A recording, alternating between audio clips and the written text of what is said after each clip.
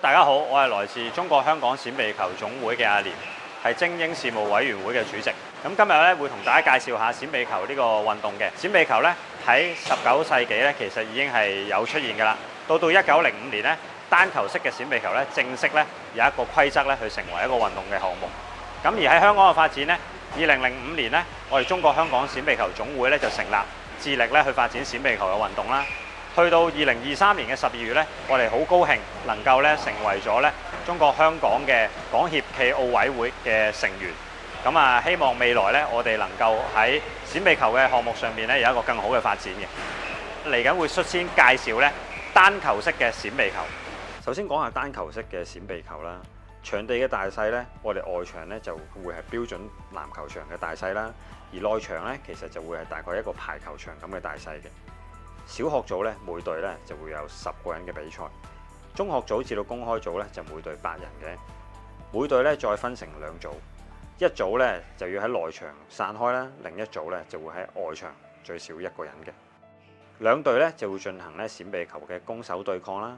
決勝方法咧上下半場各5分鐘，最後咧邊一隊內場剩餘嘅人數較多就為之取勝㗎啦。佢哋透過隊友之間嘅傳球咧，攻擊咧，令到防守嘅隊伍發生混亂，從而產生機會嘅。包括你見到佢哋有傳一啲高飛球啦、平飛球啦，或者彈地波咧，去打散對方嘅一啲一致陣勢啦，令到最後能夠以頭球完結整個進攻嘅過程。至於防守概念方面咧，我哋咧希望咧我哋嘅球員盡量遠離持球者啦，眼光亦都要集中望住個波，隨時係要準備接波嘅。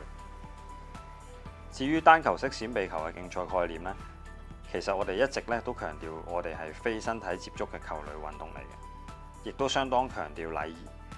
佢哋咧喺比賽完之後咧，其實雙方會列隊啦，向對手鞠躬啦，同埋握手嘅。同時咧，其實佢哋亦都會咧係多謝翻對方嘅教練啦，同埋裁判。咁呢個係一個非常強調禮儀嘅運動嚟嘅。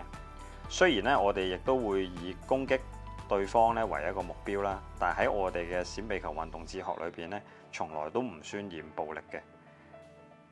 更加我哋會想講嘅咧，就係我哋鼓勵球員咧去勇敢面對挑戰，尤其是我哋需要去勇氣去接波啦。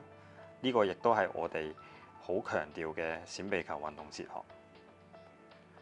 而我哋亦都會好強調拳隊嘅意識咧，以達至成功嘅防守。所以你亦都見到咧，我哋嘅一致陣係要講求整體啦、互相補足啦，同埋拯救翻隊友嘅概念。